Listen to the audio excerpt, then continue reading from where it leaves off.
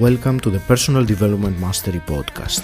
I'm 𝗍𝗂 and my mission is to inspire you to rise up, grow, stand out, and take action towards the next level of your life. I interview leaders, influencers, entrepreneurs, authors, exceptional people who can and will inspire you to improve your life. Tune in for 2 episodes each week and make sure you subscribe to the podcast to get the episodes as soon as they are released.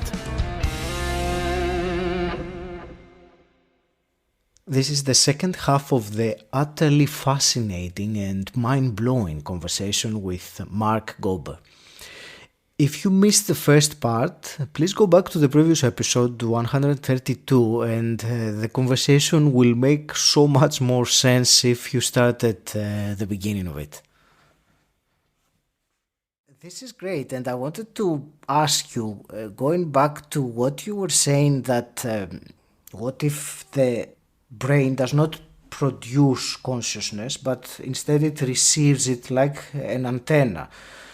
This obviously has tremendous implications in the way that people live their life, because most people, arguably I think it's most people, that don't have that idea at all, even in a spiritual sense. They are very, very absorbed, if I can use that word, with that consciousness, their life experience, their awareness is all in here. And there are so many phrases in the language that kind of describe that as well. So my question really is there something that one could do to have a different understanding, or maybe accept that a little bit more in order to be able to research it? Well, as you were asking that question, I think there are 2 significant implications, or more than that, but 2 that I like to focus on, of the whirlpool and the stream analogy, because I think this is a starting point for how someone could look at this from a different way. Mm-hmm. If you imagine that you're a whirlpool within a stream of water, if some of the water from my whirlpool gets into your whirlpool, which could happen in an interconnected stream, that would be analogously like some of my consciousness getting into your consciousness. That would be like a telepathic or a psychic effect. Mm-hmm. So one of the predictions of this model of consciousness is that psychic phenomena would be real. They wouldn't be weird anomalies. They wouldn't be paranormal. They would be normal if we just change what we agree to be normal, if it's all one consciousness or something like that. That's number 1. Number 2 is if you imagine a whirlpool that delocalizes, it stops being a whirlpool. The water just flows back into the stream.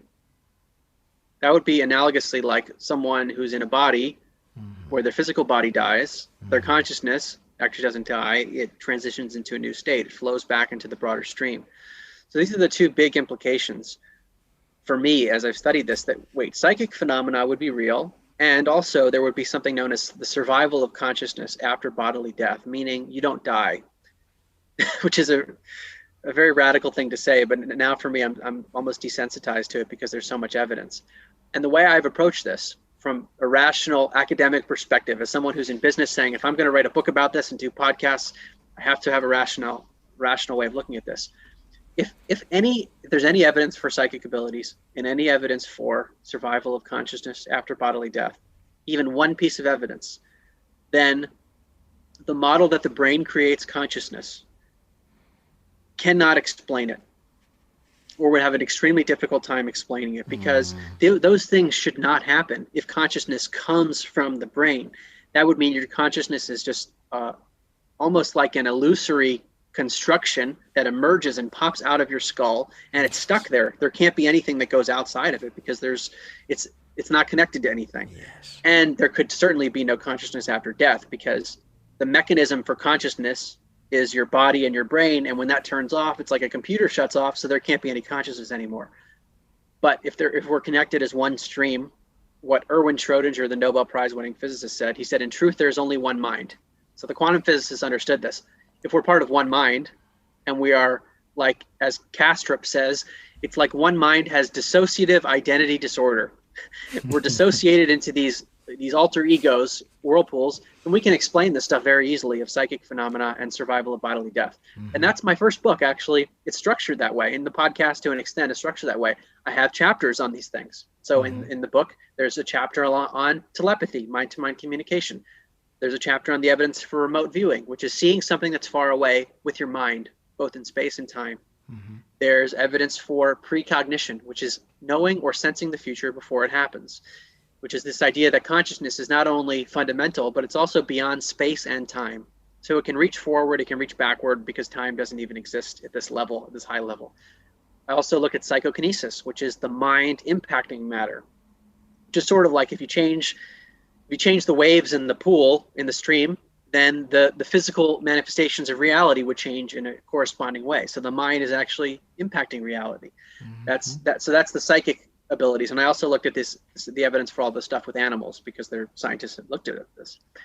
And then I look at near-death experiences, which are people that have no brain functioning at all, or little brain functioning, like they have cardiac arrest or some kind of major physiological trauma, or they're under general anesthesia, and yet they have lucid experiences, which we could talk about a bit more, because there's evidence that that's not a hallucination. Looked at communications with the deceased. So these are people that claim that they can get information from dead people and then communicate it. Mediums, there's actually scientific evidence for that. And then finally, I have a chapter on children who have memories of a previous life. And I'm referring to research done at the University of Virginia, over 2,500 cases for decades. And sometimes the children have memories that can be validated by the researchers looking at historical records.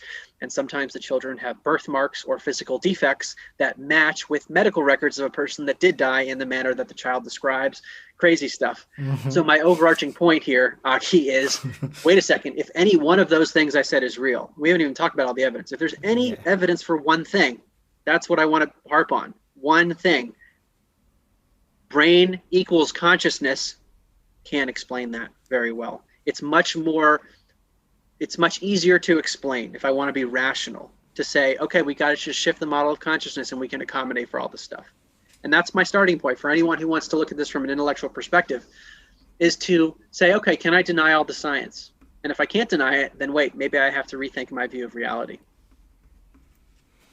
Thank you for this answer, Mark. And you know what came to mind while you were saying that was that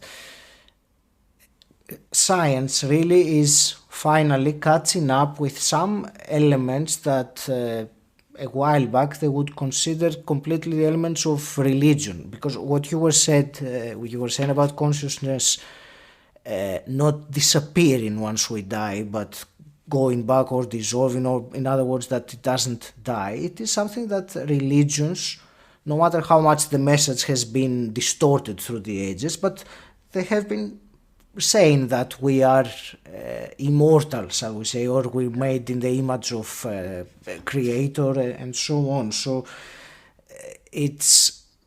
for me it is amazing, because I have both scientific background and spiritual, or if you wish, curious background, which leads to the other one. So it's great to see that they are finally that chasm, that gap that is starting to be bridged and finally have proof. I think it is only inevitable. It's only a matter of time before the proof will be so solid that no one would be able to ignore that. It would be like as obvious as gravity or something.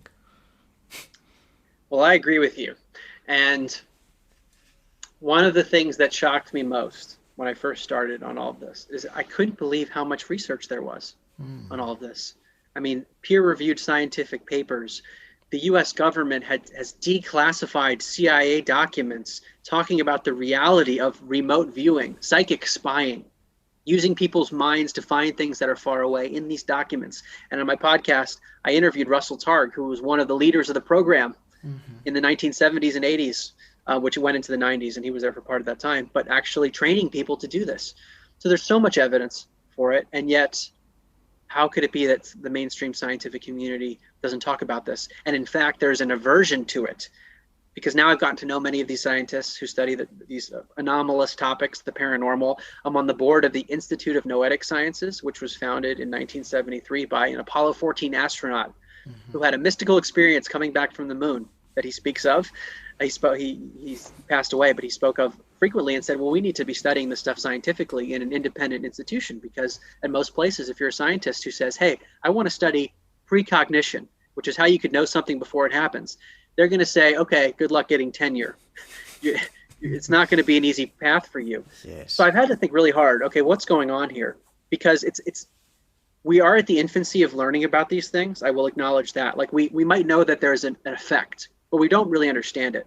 However, there's strong evidence for the fact that there is an effect happening.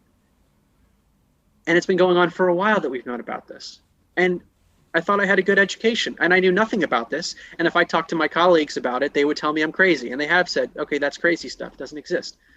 So what's going on here is part of it, I think, is there's a paradigm shift happening. And with paradigm shifts, people have a difficult time changing their thinking, especially if you're a PhD. Imagine you're a well-known professor with tenure and someone comes along and says, look, you know this theory you've been talking about your whole life? You missed the biggest thing ever, which is that actually consciousness is fundamental and you have to rethink everything you've done. Even though what many scientists have done, there's reality to it. I would just argue it needs to be recontextualized in the context of a consciousness. So I think there is a resistance naturally to this stuff that in some ways I'm discouraged about because in the last few years, maybe there's been a bit more receptivity to this, but in a lot of ways, there's still closed-mindedness, even though the evidence seems to accumulate and it gets more and more airtime. I'll tell a personal story that really helped me understand this resistance. So when my first book came out, Into Upside Down Thinking, I hired publicists to help me with it and to help me get the word out. And I was so excited to get this message out to people because I said, look, I put all the evidence in one place.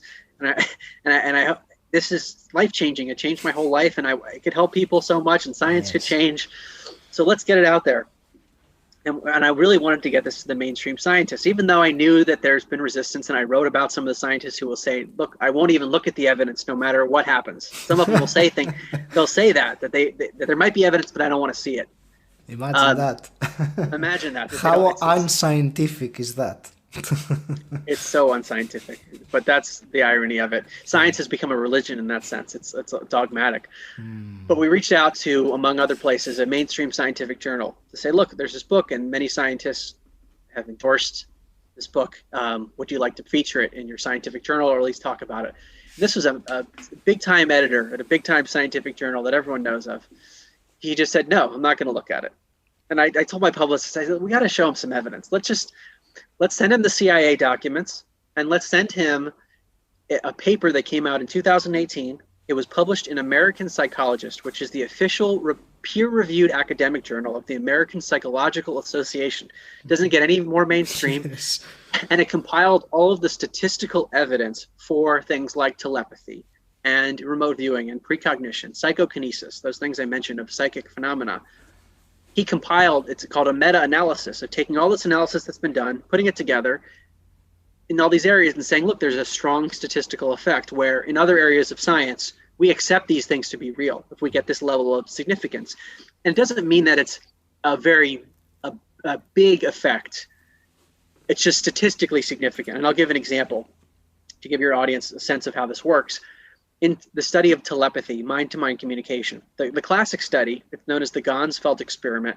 You have one person in a room, we'll call that person Bob, and you have another person, we'll call her Jane. These are not people that claim to have psychic abilities. They're just normal people. Sometimes they're college sophomores doing studies just because the scientists need them to be done. Yes. And Bob's sitting in a room. He's put into a relaxed meditative state because the scientists know that when you're in a more meditative state, you might be more receptive psychically. But he's just put in a more relaxed state. And Jane is shown an image and she's asked to try to mentally send the image to Bob from far away. So she doesn't know what's going on. She's trying to mentally send this image to Bob, excuse me. And Bob doesn't know what she's looking at. So after a while, Bob is shown 4 pictures. He comes out of his relaxed state and the experimenters say, Bob, which of the 4 was Jane sending to you mentally? Bob will say, oh, I don't know. Pick this one. You would expect that Bob would guess correctly 1 out of 4 times if there were no effect. It should be 25%. 1 out of 4. Over time, over many, many trials, it should approach 25% because how could Bob get any information from Jane and they're not psychic and psychic's not real? So what the studies show is that it's closer to 32% of the time that Bob guesses correctly or the person in Bob's room. 32% versus 25%, that's nothing, you might say. That's 7% differential. But statistically speaking, it's massive effect. And it's in a category known as 6 sigma. There are other studies that meet this too in psychokinesis and other areas. 6 sigma means that the odds this is happening due to chance alone, this deviation due to chance alone, is more than 1 billion to 1 against chance. More than 1 billion to 1. So this is what's known as small but statistically significant. And what Dr. 𝗍𝗏 in this very well-respected journal, what he put together is the statistical evidence for all this stuff. So back to my story. We sent him, the editor of this paper, we sent him the CIA documents which say, I'll give a direct quote, remote viewing, which is the ability to see something far away with your mind, remote viewing is a real phenomenon. Implications are revolutionary, and they show the scientific panel that evaluated these studies, including someone from Caltech, in the declassified document that's now open to the public. So we sent him these 2 documents. And I said, okay, surely this would be enough to get him to engage. And his response was, the CIA is not a scientific body. And he said something to the effect of, the American psychologist paper is laughable, something like that, just didn't take it seriously. And that was the end of the engagement. He didn't want to engage beyond that and didn't want anything to do with it.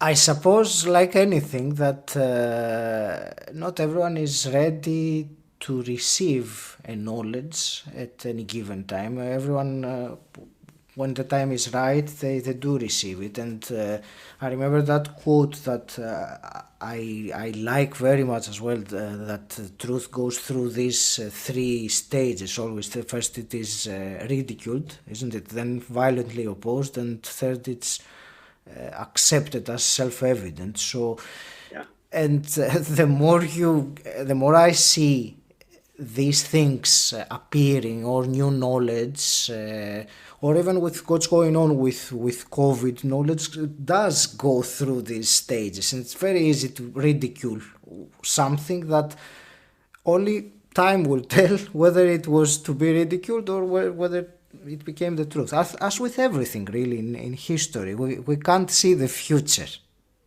Right. Well, this is how science progresses, through paradigm shifts and learning the old way of thinking needs to be revised. Excuse me. In my professional career, I worked a lot with intellectual property, especially when I moved to Silicon Valley. So things like patents.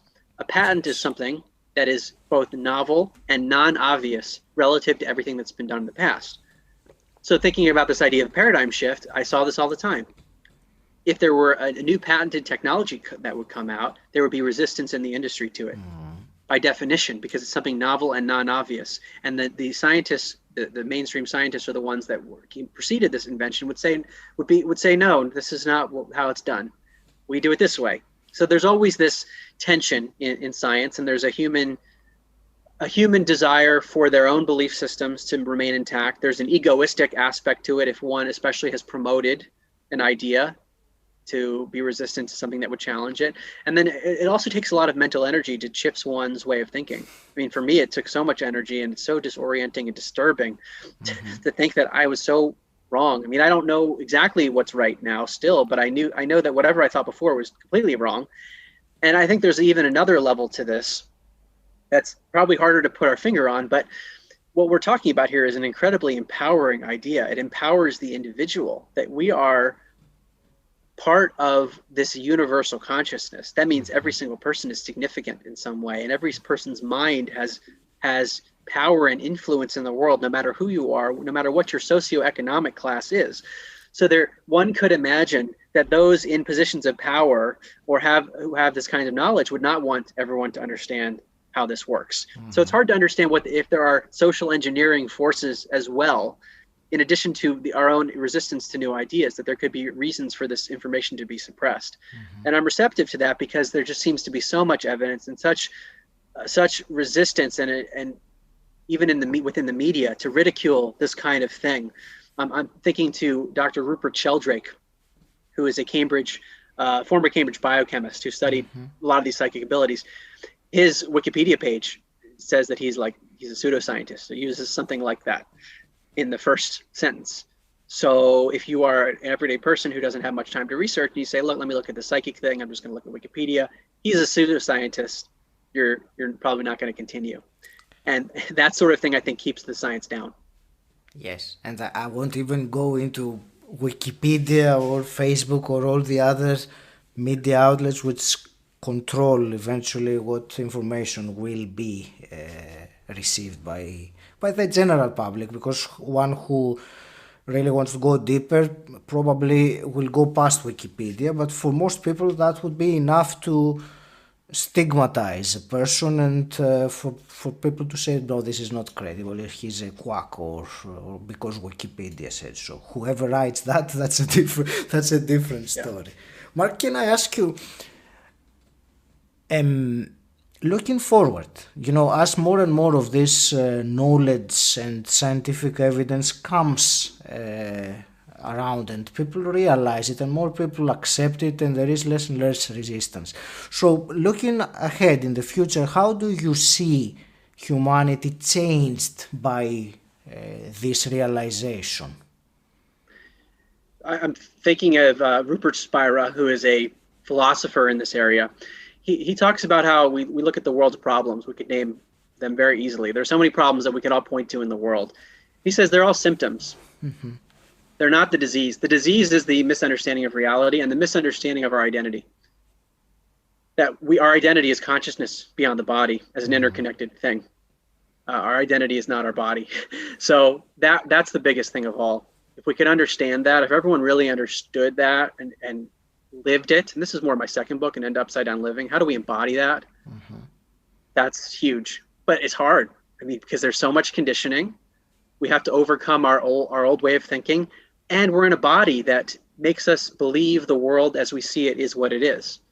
So there's a lot of hurdles to overcome in this process. But I think that's the ultimate thing that we can really, if we can get to, and then there's a dedication component to this, that it takes so much mental energy and time and commitment to really want to go down this path, to fully embody it. Mm-hmm. And some call it the path to enlightenment. There are lots of different names for it. And I can say this from my own experience because I've prioritized this, left my career, that there are challenges to it. But I think if more people committed to these things like personal development and spiritual development, it could improve the world in many ways. Mm-hmm.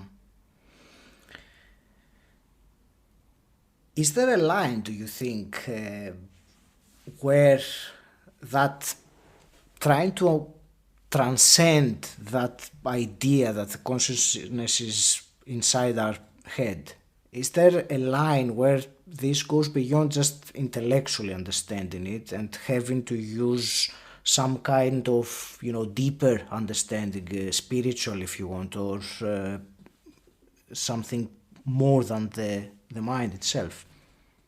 And yeah, now I pointed here, which after our conversation, it's a mistake, but it is, at least I realized when I did it. Well, I want to comment on that because our sensory organs are located up by our head. Yes. So we hear, we see, we taste. So it feels like our consciousness is up there. And some people have offered a thought experiment. What if our eyes were at our feet and our ears were down there? Where would we experience consciousness? Uh-huh. But you're getting to a very important point, which is the embodiment and the experiential aspect of all this. I like the way the yogic tradition breaks this down. They talk about 4 pathways, mm-hmm. which I think can be incorporated into any tradition that you could think of. The first is the pathway of wisdom. It's known as jnana yoga. And in theory, all of these lead us to an embodiment and an understanding of all the things we've talked about. So there's the wisdom path, there's the karma yoga path, which is selfless service. There's the bhakti yoga path, which is devotion. This could be rituals, chanting, prayer, an attitude of being gracious in the world.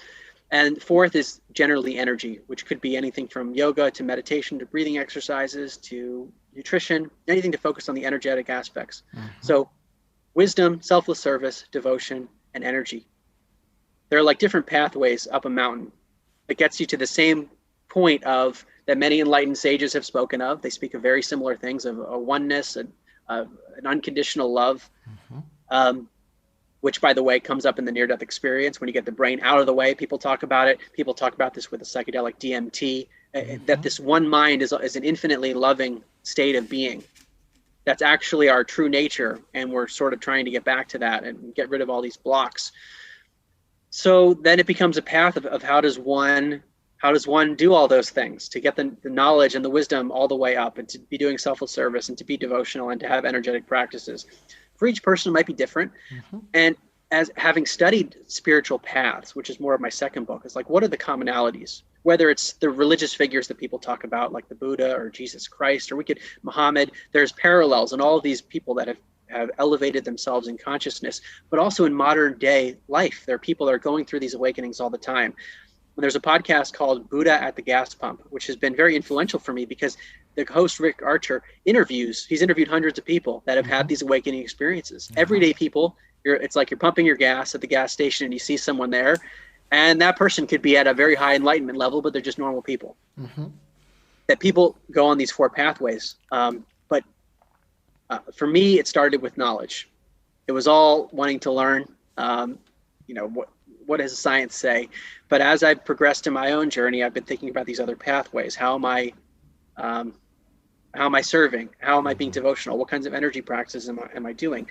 And the interesting thing about these pathways is that they're interrelated. That when one learns more about the nature of reality, the conclusions that one will reach is the conclusions are that we are part of this one mind. There's an unconditional love aspect. We're interconnected, and that would naturally make us want to be of service more, because we're interconnected.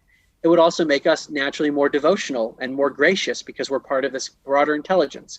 It would naturally make us want to improve our energetic body, to be more connected on a physical level to this.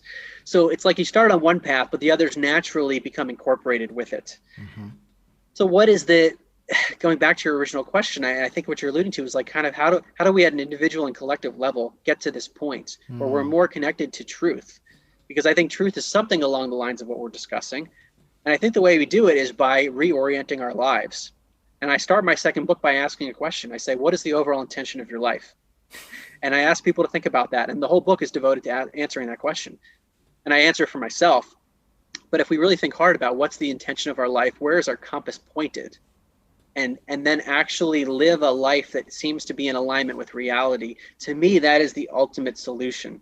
Because when we shift our consciousness, reality shifts. And if we shift consciousness collectively, how does reality shift? That's a big deal. And I want to give one really concrete example that I like to talk about in every interview if I can, because this is a life-changing topic. It's actually episode 6 of my podcast. We did a whole episode on it. It's called The Life Review. Yes. And the life review is experienced in the near-death experience. In short, it's an NDE. And the NDE, which I mentioned, is a time when the brain is barely functional or non-functional, and yet a person has a lucid experience.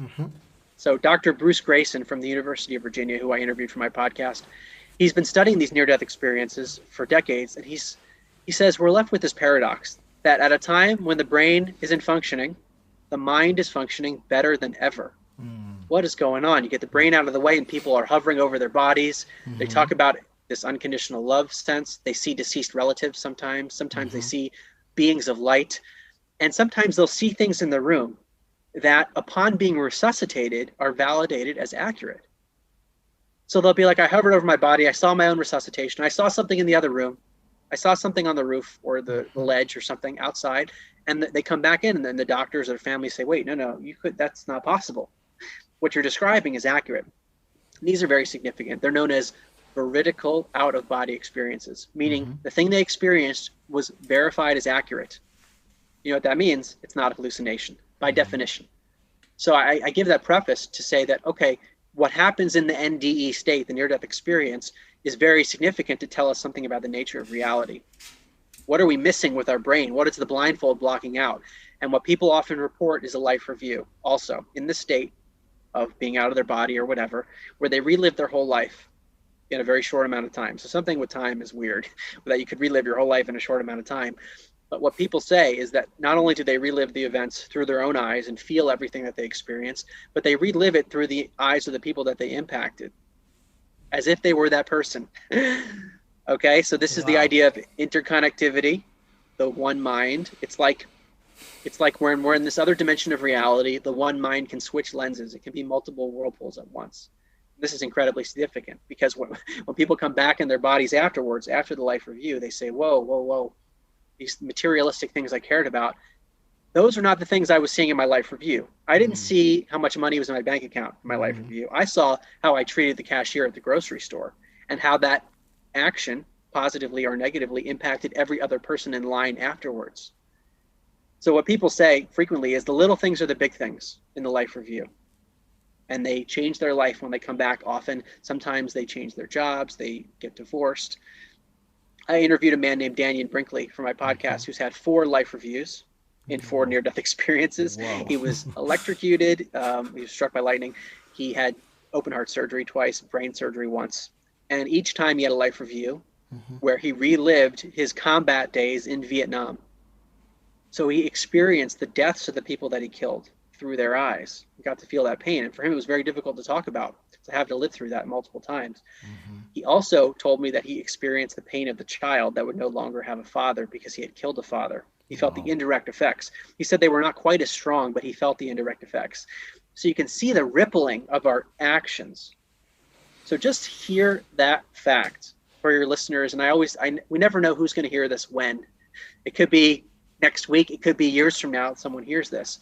But think about the possibility that a percentage of what I just said is true. Think about it. That this is the nature of reality. We're interconnected. We have an amnesia somehow from it. We don't remember it in this state. But that's the nature of reality. That we're interconnected and our actions actually matter. That could dramatically shift our lives and also shift the lives of others around us because of the way we start to treat them. Wow, this is just mind-blowing. And yeah, that ripple effect, I never thought of it in such a way, but it does make complete sense. Extremely intriguing conversation. I could go on for a very long time. I would still like to start wrapping things up though, and I'm going to ask you some quick fire questions just to start concluding. And the one I always start with is, what does personal development mean to you, since this is the personal development mastery podcast? Yeah. Well, I would like to commend you on having a personal mastery podcast, because I think it's the most important thing we can do. It is the evolution of our being. And that's, to me, if we combine the reincarnation research that I mentioned at the University of Virginia, it's like the recycling of the water in the whirlpool, in the stream. You become one whirlpool and some of the water gets transferred into another. There's strong evidence for that. And this life review suggests that we're evaluating ourselves. We're seeing how we do in life, no matter what our circumstances are, rich or poor, it doesn't matter. Race, none of that matters in the state. It's how are we treating each other? So what's personal development then? It's the evolution of our consciousness. Some would call that our soul. To me, it's the most important thing we can do, because from one life to the next, even if there is reincarnation and we maybe physically have some, aspects of how we were harmed in a past life shows up in this life, the research suggests that's true. Maybe some of our characteristics from a past life transfer, but I'm not going to take my house with me, my car, my bank account. They don't come with me to the next life. So what's transferred is the evolution of our consciousness. And that seems to be a theme in my research. However the information is obtained through spiritual connections, everyone says the same thing, that we're here to evolve our consciousness. At least that's part of what we're doing. So personal development, that is the evolution of our soul, of our consciousness. What more important thing could we do? That to me is the centerpiece of our whole life, is evolving. And it could manifest differently for different people. Although the elements of the evolution are very similar. It always comes back to self-love. That usually seems to be there is a lack of that in whatever thing we're trying to develop in some way. And that could be if we don't love ourselves enough, we then mistreat other people. It can manifest in different ways, but it usually comes back to this concept of love, not romantic love, so to speak, but it's this something that's transcendent. The idea that we're interconnected and we're expressing that in some way. But it also means that we're whirlpools within the stream. And I think in the spiritual community, there can be a tendency to say that there's only altruism, which is very important, the altruistic aspect, but then there's the individual development aspect. So that can be lost sometimes, to say, well, all I'm going to do is focus on everyone else, which is very admirable and important, but there's the focus on the self too. And it's sort of like when you're on an airplane, they tell you to put your mask on first before your oxygen mask before you can help other people. The personal development will will then enable you to help other people more. Thank you. That's a wonderful answer. Let's say you could go back in time and meet your 18-year-old self. What one piece of advice would you give him? I was thinking about that this morning. I was thinking about things that have happened in the past. And it's interesting, I have much less regret than I used to, because everything that's happened has led me to this point. And even the things that I maybe cared about before in terms of accomplishments and more material things, that led me to work really hard in school and professionally. And all of those things enabled me to write a book so quickly and to do the things that I do now. So if I were to go back to my 18-year-old self, it's hard because it led me to where I am today, and that enables me to be this vessel. But I would tell myself, I wish I knew what I know now, because there would be much less suffering. There was a lot of suffering that came from having expectations and wanting to have certain achievements and being focused on that without having any context for it. Can I argue with that suffering might have been your own evolution of your consciousness and you had to go through it? Yes, you're completely right. It's paradoxical that suffering enables evolution. Absolutely right. And I look at life that way now because I feel that we are in an evolutionary machine, effectively, with intelligence. And this is an important point that I've, in the last few years, have like more solidified within myself, that not only is the one mind unconditionally loving, because that seems like that's what people always experience, and it kind of makes sense to me, but it's intelligent and infinitely intelligent. Now, how do I get there? Well, I'm intelligent, you're intelligent, every living species has a degree of intelligence, and we're part of the stream. So that means the stream has intelligence, logically, it follows. But if we look at the complexity of the universe, down to the smallest levels, looking at atoms, to the biggest galactic levels, there's infinite complexity. So it would stand to reason that this one mind is of infinite intelligence to be able to embody this complexity of the universe. Yes. So that means everything in our life, could it be that everything that happens in our life is almost like a mathematical calculation derived for our own evolution? And some would call this karma. It's almost a different way of thinking about it, but it's the same thing, that what happens in our life is a magnetic attraction of what we need in some way to evolve, whether it's coming from this life or from past life, that we're trying to work stuff out for our consciousness is continuing. So we might be working out things that happen in a past life too. So I think there is this element of maybe needing to suffer to balance things out or to learn. And I'm thinking now of Nisargadatta Maharaj, who I think was a great sage, died several decades ago. He said, life is the supreme guru, meaning that everything that happens in our life is our teacher. And if we look at life that way, even though something happens that causes us to suffer, if we can zoom out for a second and be the helicopter looking down, it's like we're almost in a maze and we don't see the high level perspective. We just see what's immediately in front of us. If we can take the time to zoom out and say, maybe there's something ahead in the maze that I don't see. And the suffering that's near term is leading me to something later. That's a good thing.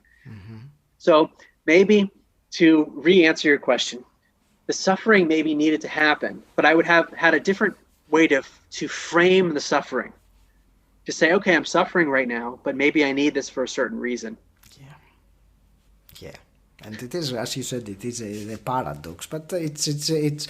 I love this question because I get some very interesting answers always.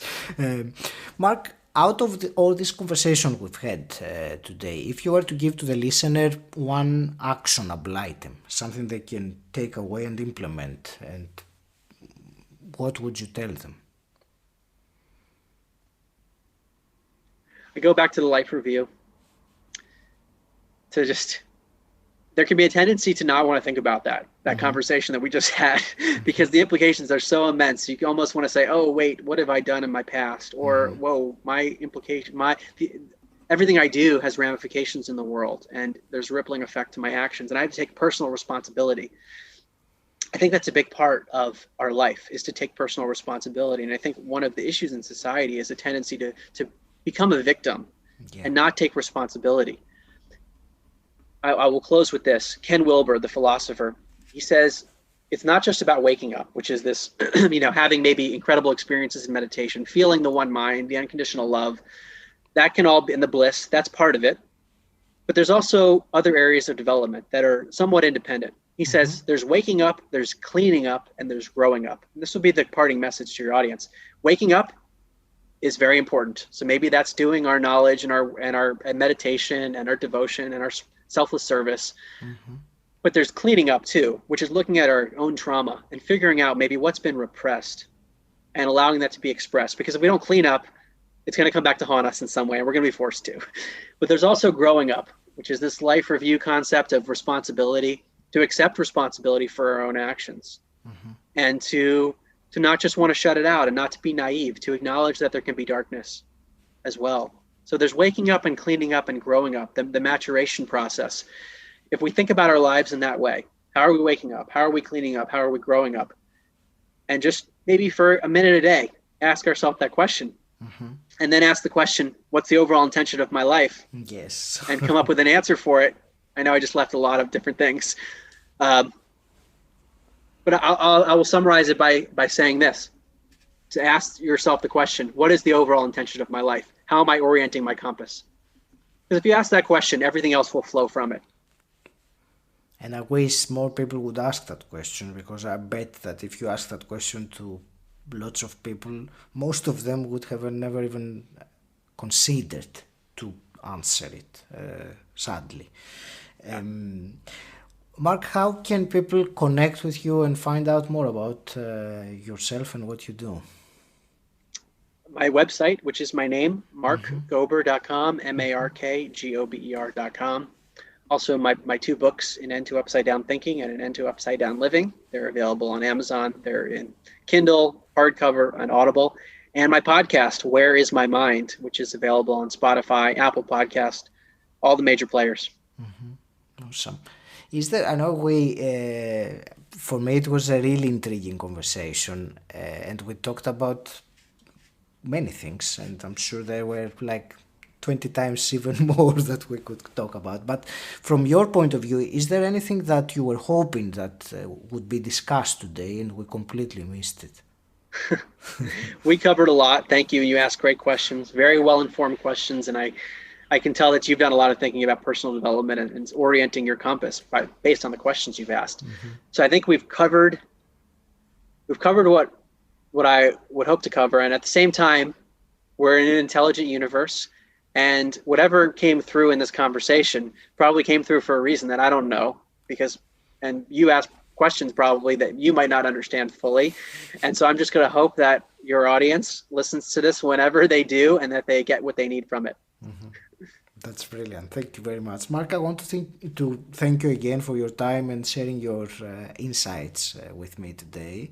I want to wish you all the very best with all your plans for the future, and helping to bring that knowledge and that scientific proof of what is happening to the world. Any last parting words?